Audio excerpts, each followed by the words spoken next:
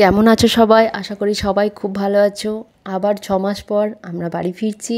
আজ রাত 2টোর সময় আমাদের ফ্লাইট আছে। তো আমাদের প্যাকিং তো সব হয়ে গেছে। এখন 2টো বাজতে আর একটু দেরি আছে। এখন আমরা ঘরের দরজাগুলো সব দেখে নিচ্ছি ঠিকঠাক মতো। তারপর আমরা বেরিয়ে যাব। আসলে আমাদের ফ্লাইটটা ছিল দুপুর 2:30টার সময়। সেটা হঠাৎ 15-20 দিন আগে ক্যান্সেল হয়ে যায় এবং এই সকালবেলার ফ্লাইটের অপশানটা দেয়। তো আমরা সেটাকেই নিয়েছিলাম। আমরা সকলেই মোটামুটি এখন রেডি হয়ে গেছি। এবার আমাদের বেরানোর পালা। আমরা ক্যাবটা আগে থেকেই বুক করে রেখেছিলাম, ক্যাব চলেও এসেছে। এখন আমরা সেদিকেই যাচ্ছি।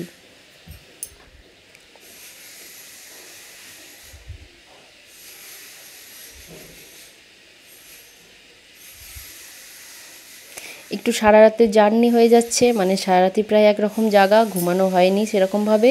আমরা এখন এয়ারপোর্টে পৌঁছে গেছি। আমাদের যেখানে থাকি সেখান থেকে মোটামুটি 1 ঘন্টা মতো লাগলো এয়ারপোর্ট পৌঁছাতে, কারণ রাতের বেলা অতটা জ্যাম নেই। অন্যান্য সময় হলে 1.5 ঘন্টা 2 ঘন্টা তো লেগেই যেত। এবার আমরা এয়ারপোর্টে যাব, প্রসেসিংগুলো শুরু হবে। প্রথমে তো ওই আধার কার্ড বা পাসপোর্ট কিছু একটা একদম ডকুমেন্টস দিয়ে তারপর এয়ারপোর্টের মধ্যে এন্ট্রি হবে।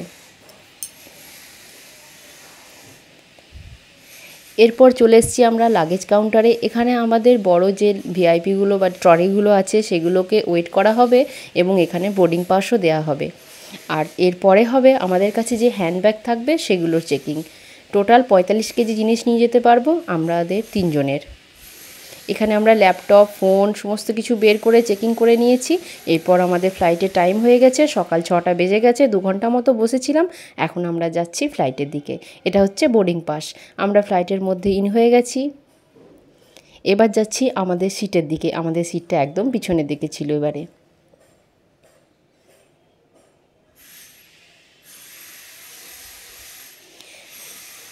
এই যে আমরা আমাদের জায়গা মতো বসে গেছি। আর এবার জাস্ট সকাল হচ্ছে। ফ্লাইটের ছোট্ট মতো জানলা থেকে বাইরেটা দেখতে খারাপ লাগে না, বেশ সুন্দর লাগে। আমাদের ফ্লাইট এখন রানওয়েতে রান করছে। এবার আমরা উড়ে যাব পাখির মতো। ব্যাস, ব্যাঙ্গালোর ছেড়ে এখন চললাম 1-1.5 মাসের মতো। আবার 6 মাস পর বাড়ি যাচ্ছি। খুব আনন্দ হচ্ছে মনে। বাবার সঙ্গে দেখা হবে 6 মাস পর। বাড়ির শ্বশুরবাড়ির সবার সাথেও দেখা হবে। আর ফ্লাইটের ওই ছোট্ট জানলাটা থেকে বাইরের মেঘটা দেখতে বেশ অপূর্ব লাগছিল। আমার কিন্তু খুব ভালো লাগে।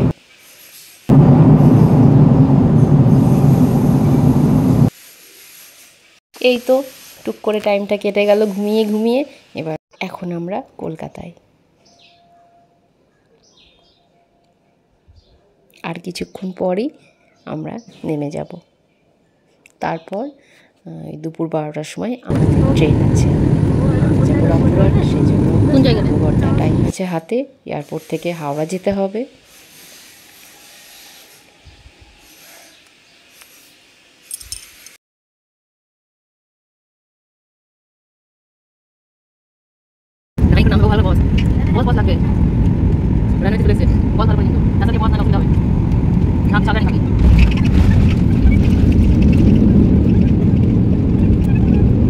বাস পৌঁছে গেছি।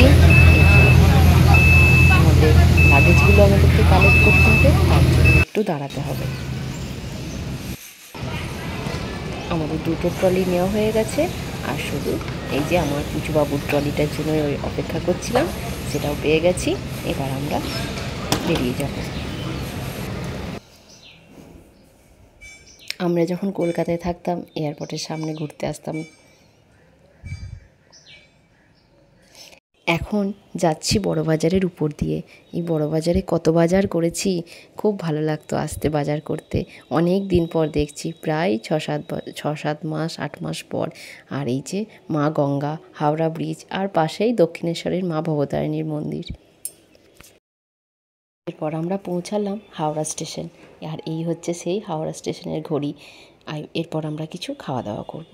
ভেতো বাঙালি তো একটু ভাত খাওয়ারই ইচ্ছে ছিল সবার, কিন্তু ভাত পেলাম না ঠিক মতো। তাই এই ছোলে ভাটুরে আর আলু পরোটা দিয়েই কাজটা চালিয়ে নিলাম। এরপর এখন আমরা আছি শহীদে।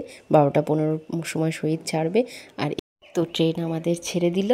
আর এই যে এই বাচ্চা ছেলেটি, এই ছেলেটির নাম হচ্ছে আয়ুষ মুখার্জি। ও ওর মায়ের সঙ্গে যাচ্ছে বোলপুর রঘু ডাকাতের শ্যুটিংয়ের জন্য। দেবের মুভি আসছে রঘু ডাকাত। ছোটোবেলার রঘু ডাকাতের চরিত্রটা ও করছে, আর বড়োবেলার রঘু ডাকাত হবে দেব। এখনও পর্যন্ত মিতিন মাসি, অপরাজিত, গোলন্দাজ এরকম অনেক মুভিতেও কাজ করে ফেলেছে। মোটামুটি 14-15টা মুভিতেও কাজ করে ফেলেছে। খুব ভালো ছেলে। ওরা দুজনে খেলছিল। ও অনেক বড় হোক আর আমরা আমাদের বাড়ির দিকে যাই। টাটা।